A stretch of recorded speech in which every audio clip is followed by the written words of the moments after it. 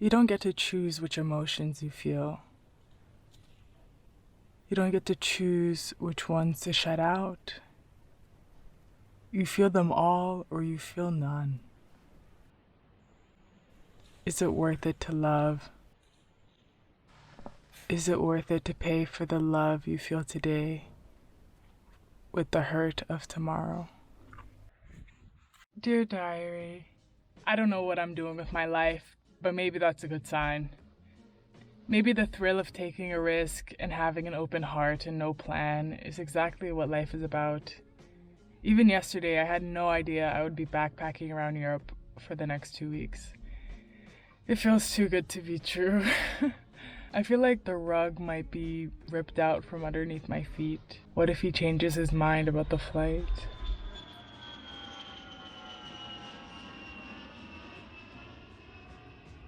I had a lot of time to sit and think during my layover. It's like many hours before my flight because there were so many delays, and that's when it struck me like I actually have no plan. I don't know what I'm doing. Like, can I even afford this? Like, what am I doing with my life? Like, like sitting in an airport, I was just like really questioning my life decisions, and the thrill of traveling kind of wore off, and all that I was left with was heartbreak that I was trying to distract myself from. But then when I got to the hostel, started a conversation with someone. But then I just remembered why I'm here. Like, I just need to relax, calm down, you know. Like, there's so much chaos in traveling. I was like very anxious about it. I was like, okay, I have to make my first day amazing. I have to do this and that, and I can't miss out. But like, you really need the first day to just chill out and remember why you're there and just like take a deep breath. One very lonely skyscraper over there. Oh yeah, That's it, I think that's the only one. it's like blinking at us. It's too light.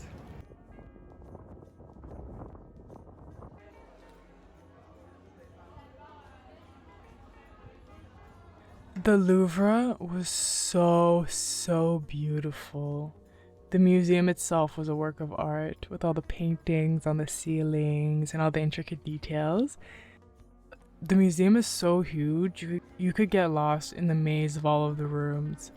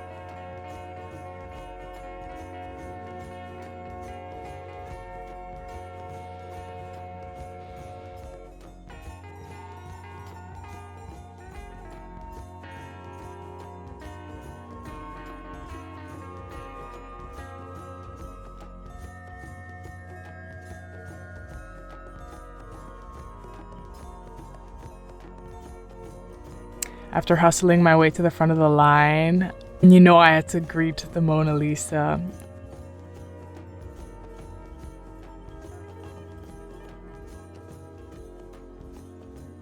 Then I picked up a Too Good To Go order, picked up myself at the hostel, and then ran over to my very first couch surfing sleepover. Ouais, ça chante rien.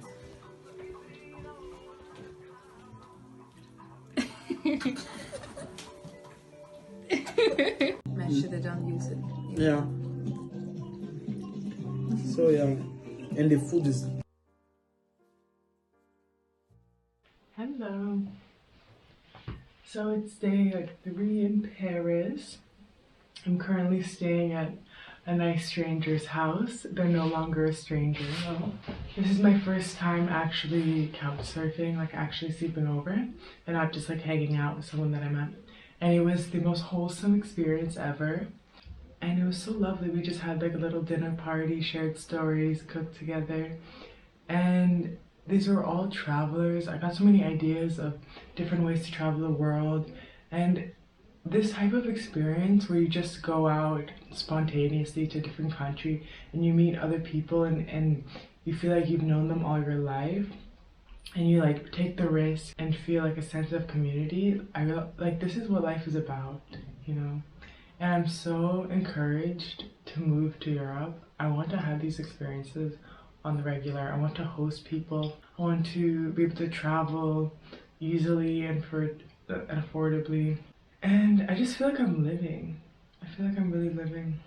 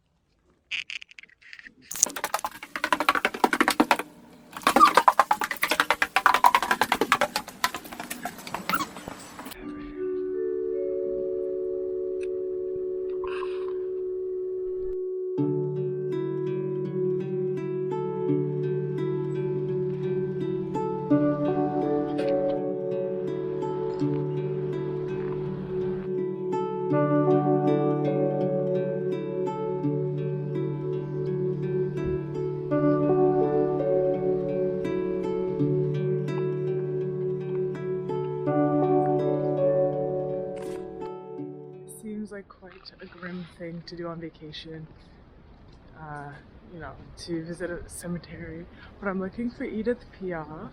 When I think of French music, I think of her. Chopin is buried here. Yesterday was fantastic, by the way. I had my first couch surfing experience and it was just so wholesome. I was like, this is what life is about, like just meeting people, travelers, hearing stories about the world, and I'm really excited. I feel kind of guilty about taking a gap year, but I just want to live. Like, I don't want to study for the destination, just for a job, just for, you know, the end goal, like saving up money to a certain amount so I can have a house or whatever. Like, I want to enjoy the process, and things like couch surfing just make me realize that, like, that is the process. Like, I love communities like couch surfing and hitchhiking, things like this.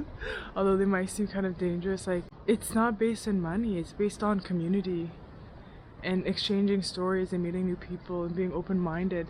And I feel like when you take the risk, like, things just fall into place. Je regrette rien.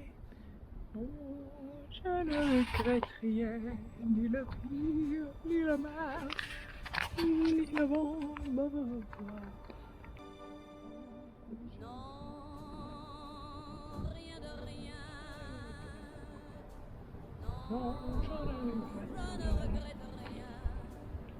Ni la pire ni le mal. Apparently there were hours, so the gates closed on me. That was a nightmare. I really thought I was gonna be stuck there with the ghosts, but luckily I found a security guard.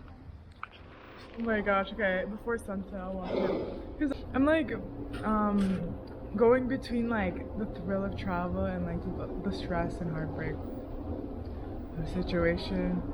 Like, I don't know, I was like, I'd rather be in Paris than be at home because I'd feel the same way. But now I'm like, it's just very expensive, you know.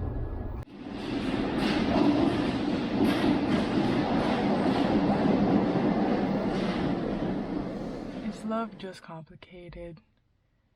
Is loyalty just a thing humans made up to make each other feel better? How can I not be blindsided? Only in hindsight, I guess. I have more questions than I have answers. This has been a lesson I didn't want to learn.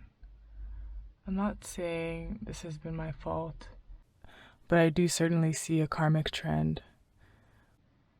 When will the journey end? Do I even need certainty?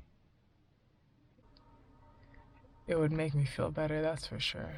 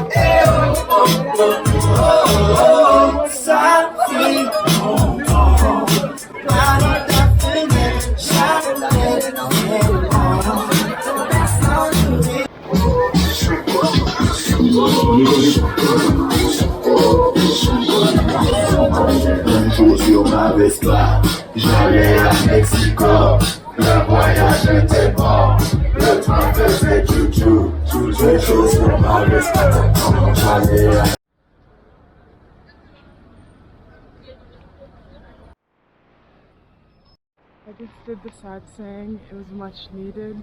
I don't feel like saying too much right now because I'm feeling calm and I want to be in silence. But I had a moment of clarity. I feel like when I travel, I feel the pressure to see all the touristic things, you know.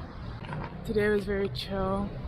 Woke up late, just meditated. And I think what you really remember from your travels aren't the, I don't know, the buildings and the tourist attractions. It's the ideas or realizations you had while you were there. You think you know yourself, but you know yourself in certain environments. When you go into new environments, you meet a different version of yourself.